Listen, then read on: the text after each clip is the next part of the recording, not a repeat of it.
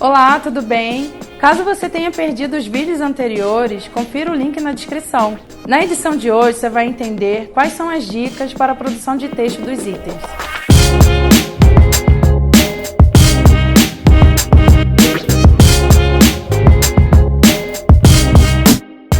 Antes da gente começar a dar as dicas, entenda o seu produto. O que é, para que ele serve, qual o diferencial, onde uso, provoque o interesse sobre ele, questione ele. Agora vamos às dicas. A dica número 1 é: procure uma inspiração.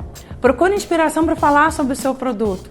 Você sabe para o que serve, mas como que ele é encontrado? Quando as pessoas procuram sobre esse item, sobre esse modelo, como que elas se interessam por ele?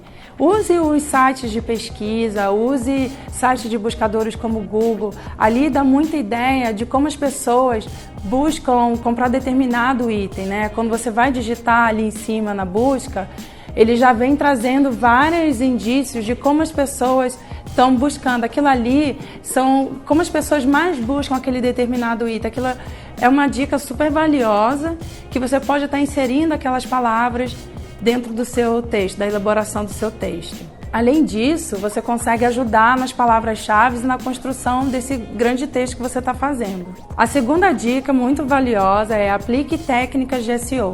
SEO significa Search Engine Optimization. O que isso quer dizer? É uma técnica de otimização para motores de busca. Na prática, nada mais é que um trabalho de entender os algoritmos de busca e otimizar a sua presença online, para ficar de forma mais amigável, permitindo que seu conteúdo se posicione de maneira bem adequada e dando muito potencial no resultado de busca. O que isso leva em conta?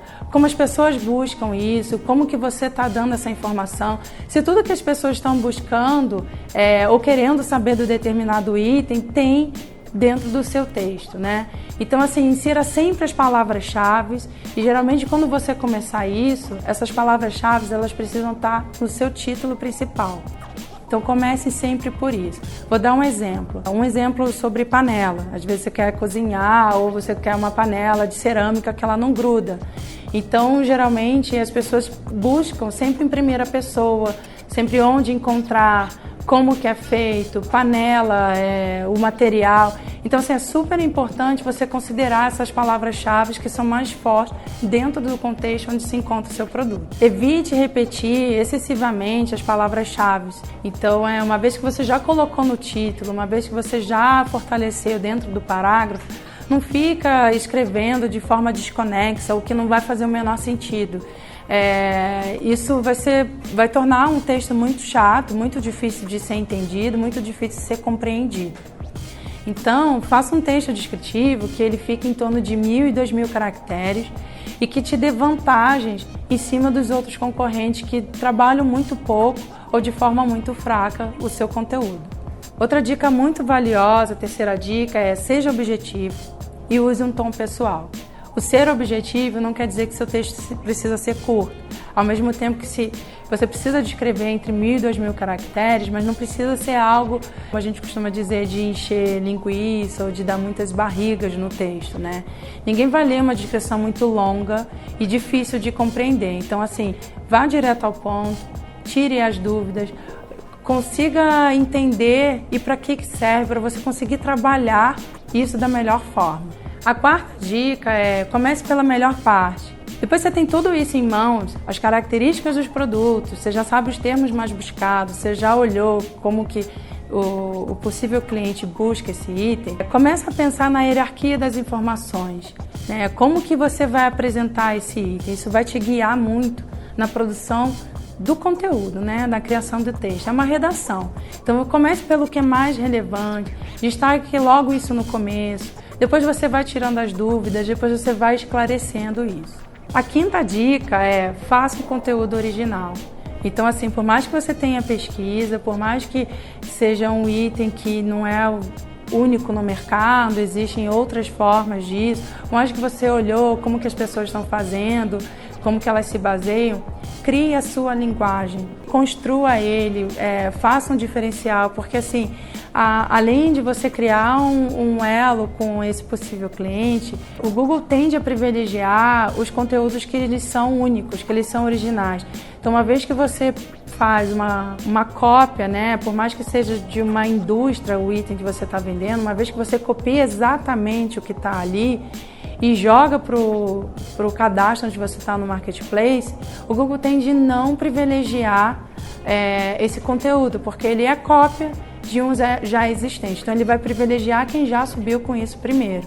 Então, a chance de você ranquear, ela fica cada vez menor.